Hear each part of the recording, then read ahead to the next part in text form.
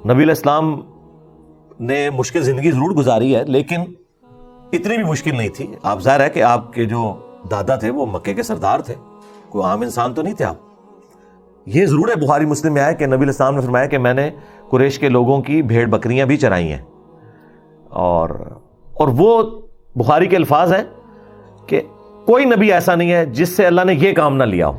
اور بیسیکلی وہ انبیاء کی ٹریننگ ہوتی تھی, اس وجہ سے نہیں کہ ان کا کھانا پینا اس کے ساتھ جڑا ہوا تھا. مکے کے سردار کے گھر اولاد ہوئی ہے, اور وہ اولاد بھی ایسی ہے کہ جس کا باپ فوت ہو چکا ہے, تو وہ بڑے لاڈلے تھے. ابھی ایران والوں نے ایک فلم بنائی ہے محمد کے نام سے, وہ آپ دیکھیں تو اس میں آپ کو اندازہ ہوگا کہ دادا نے کیسا پیار کیا ہے نبی علیہ السلام کے ساتھ. تو وہ پریکٹس کروائی جاتی تھی کہ امت بھی بھیڑ بکریوں کی مانند ہے, شرارتی بھیڑیں بھی ہوں گی, شریف بھی ہوں گی, وہ ریوڑ سے علیحدہ ہو جائیں گی, انہیں کس طرح آپ نے ریوڑ کے اندر لے کے آنا ہے. تو یہ پریکٹس کروائی جاتی تھی انبیاء کو. بخاری میں الفاظ ہیں کوئی نبی ایسا نہیں ہے جس نے بھیڑ بکریاں نہ پالی ہوں. اس سے کوئی بھیڑ بکریوں کی فضیلت یا پالنے کی فضیلت نہیں ثابت ہوتی ہے, اور نہ اس سے کوئی نبی علیہ السلام کی کوئی غربت ثابت ہوتی ہے کہ آپ علیہ السلام نے اتنی غربت تھی کہ آپ کو بھیڑ بکریاں لوگوں کی چرانی پڑ گئی, بلکہ یہ ایک پریکٹس کے ساتھ تھا. پلس نبی علیہ السلام کی آلموسٹ 25 سال کی عمر میں جب شادی ہو گئی ہے تو مکے کی امیر ترین عورت کے ساتھ شادی تھی, سیدہ خدیجہ کے ساتھ. تو آپ اعلان نبوت کے بعد تو ضرور فقر کی زندگی میں گئے, اس سے پہلے تو آپ کا سٹینڈرڈ بہت بہترین تھا اپنے زمانے کے اعتبار سے. باقی یہ نبی علیہ السلام کے اعصاب کا مضبوط ہونا تو یہ گریجولی ہوا ہے. سورہ ہود میں آیا کہ ہم انبیاء کے واقعات آپ کے ساتھ اس لیے بیان کرتے ہیں تاکہ آپ کے دل کو مضبوط کریں. جب نبی علیہ السلام کو یہ اللہ تعالیٰ بتا رہا ہے کہ 950 سال تک نوح علیہ السلام نے تبلیغ کی ہے, سوائے چند لوگوں کے لوگ ایمان نہیں لے کے آئے, تو نبی علیہ السلام کو اپنے اعلان نبوت کے 13 سال تو کچھ بھی نہیں نظر آتے ہوں گے اس کے مقابلے پہ. ایک بندہ 950 سال تک تکلیف کاٹے اور 78 بندے مسلمان ہو, دوسرا بندہ 13 سال محنت کرے اور صرف 125 مسلمان ہو, تو وہ پھر بھی اس کو تسلی ہے کہ یار 125 نے تو ایمان قبول کیا, نوح علیہ السلام تو 950 سال تک 78 بندے بھی نہیں ایمان لے کے آئے. تو حضور کا دل اس سے مضبوط ہی ہوتا تھا نا انبیاء کے واقعات سے. تو قرآن کے ذریعے اللہ تعالیٰ نے آپ کے اعصاب کو مضبوط کیا.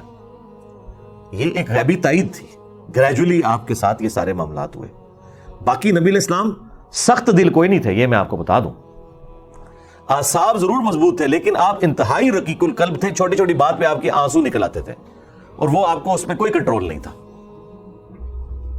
بخاری مسلم میں ہے کہ نبی علیہ السلام میں کنواری لڑکیوں سے زیادہ شرم و حیا تھی. آپ کو اگر کسی بات سے ناگواری ہوتی تھی تو آپ کے چہرے سے ہمیں پتہ چل جاتا تھا. یعنی نبی علیہ السلام اتنی کلین سلیٹ تھے کہ آپ اپنے چہرے کے ایکسپریشن بھی کنٹرول نہیں کر سکتے تھے. دیکھیں نا, جو دنیا میں مضبوط اعصاب کے لوگ ہوتے ہیں نا, جنہیں ہم سمجھتے ہیں مضبوط اعصاب کا, وہ بڑے کننگ اور بڑے مکار قسم کے لوگ ہوتے ہیں. انہیں غصہ بھی آیا ہونا تو وہ اندر ہی پی جاتے ہیں, بعد میں چھرا گھونپتے ہیں اگلے بندے کے پیٹ میں یا پیٹھ میں. جب موقع ملتا ہے بدلہ اتارتے ہیں, اس ٹائم تو لگتا ہے یار یہ بالکل اس طرح. اور اس کا تجربہ اکثر ان باسز کی شکل میں ملازمین کو ہوتا ہے جو منہ پہ کچھ اور ہوتے ہیں اور پیچھے سے کچھ اور ہوتے ہیں. آپ کہتے ہیں نہیں یار وہ تو بڑا اچھا بندہ ہے. اس طرح مولوی بھی آپ دیکھ لیں, اچھے طریقے سے ملیں گے, پیچھے اگر انہیں پتہ چل جائے رفع الیدین شروع کیا ہوا ہے تو پوری مسجد کے ساتھ الگ الگ آپ کی وہ برائی بیان کریں گے, سامنے آپ کو بڑے اچھے طریقے سے ملیں گے, رکھ رکھاؤ. لیکن نبی علیہ السلام کے بارے میں بخاری مسلم الفاظ ہیں کہ آپ کے چہرے سے پتہ چل جاتا تھا آپ کو یہ بات اچھی لگی ہے یا بری. یعنی آپ اپنے ایکسپریشنز پہ کنٹرول نہیں رکھ سکتے تھے. اور یہ کلین سلیٹ بندے کی نشانی ہوتی ہے کہ جو دل میں ہے وہ اس کے چہرے پہ نظر آ جاتا ہے. یہ نہیں ہے کہ اندر باہر سے کچھ اور ہے, نہیں. دیکھیں بخاری میں حضرت واشی کو ڈائریکٹ حضور نے کہا کہ واشی تیرا اسلام قبول ہے لیکن مجھے اپنی شکل نہیں دکھانی, مجھے چچا یاد آتا ہے. اب یہ کلیئر کٹ حضور نے اپنا موقف سامنے رکھ دیا. کوئی رکھ رکھاؤ کے نہیں. قرآن میں بھی ہے, نبی علیہ السلام کو کہا گیا کہ آپ فرمائے سورہ صاد کے اینڈ پہ, وما انا من المتکلفین, تم فرما دو اے نبی کہ میں تکلف کرنے والوں میں سے نہیں, اسٹریٹ فارورڈ بات کرتا ہوں. کتنی اسٹریٹ فارورڈ بات ہے بخاری مسلم میں کہ 3 دفعہ دستک دو, جواب ملے تو ٹھیک ورنہ واپس چلے جاؤ, برا بھی نہیں ماننا. جواب دینے کا بھی کوئی پابند نہیں ہے اندر سے, یہ بھی ذہن میں رکھیں. ہمارے تو 3 اس وقت پورے ہوتے ہیں جب تک 3 دفعہ وہ جواب نہ دے. ہاں کہتے ہو سکتا ہے سنے نہ ہوئے, تو وہ گھنٹی بجاتے رہتے ہیں. وہ 100 دفعہ گھنٹی بجا کے ان کا پہلا ہوتا ہے جب وہ آ کے پھر گالیاں نکالتا ہے باہر. جواب دینے کا بھی کوئی پابند نہیں ہے اندر سے کہ میں نے ملنا ہے یا نہیں ملنا ہے, یا گھر میں کوئی موجود ہے یا نہیں ہے. یہ آپ کا رائٹ ہے, اور میں الحمدللہ سنت پہ عمل کرتا ہوں. ہاں ذہن میں رکھیے گا, CCTV کیمرے لائے ہوئے نے میں, جنہوں نہیں ملنا مادہ رہے پہلا. ہاں یہ بھی نہیں دسنا کہ نہیں ملنا, ٹھیک ہے. اور اگر کوئی ایسا قریبی بندہ آ گیا جسے بتانا ضروری ہے تو اسے بتانا ہے کہ ہے گھر پہ ہے لیکن نہیں ملنا, اور کوئی برا نہیں منانے کی ضرورت. یہ رائٹ ہے. ادھر بیٹھے ہوئے نا, لوگوں سے ملنے کے لیے بیٹھے ہوئے نا, آئے ملے. میرے گھر جانے کا کیا تک بنتا ہے کسی کا, جب اتنے سیکیورٹی ایشوز بھی لگے ہوئے ہوں کسی کے ساتھ. تو ادھر اس لیے بیٹھے ہوئے نا بھائی. اور کون ملتا ہے مجھے بتائیں, کوئی طارق جمیل صاحب کو مل کے بتائے, ڈاکٹر ذاکر نائک کو مل کے بتائے, ٹھیک ہے. ان کی دعوت کا تو والیوم اس لیول کا ہی نہیں ہے جتنا ہمارا ہے, گراس روٹ لیول کے اوپر ہے. باقیوں کی تو سطحی دعوت ہے, کسی کی صرف کمپیریٹیو ریلیجن کے اوپر ہے, کسی کی اخلاقیات کے اوپر ہے. میں تو ایک مولوی, ایک مسیتی, ایک فرقے دی منجی ٹوکی ہوئی ہے. تسی سوچ سکتے ہو دنیا دا اس ٹائم سب تو بڑا فتنہ جڑا ہے عربی اللہ میں ہی ہاں. تو اس صورتحال میں تو یہ پاسبل نہیں ہے کہ کوئی میرے گھر پہ آ جائے, اور میں ویسے اکثر گھر پہ ہوتا بھی نہیں ہوں.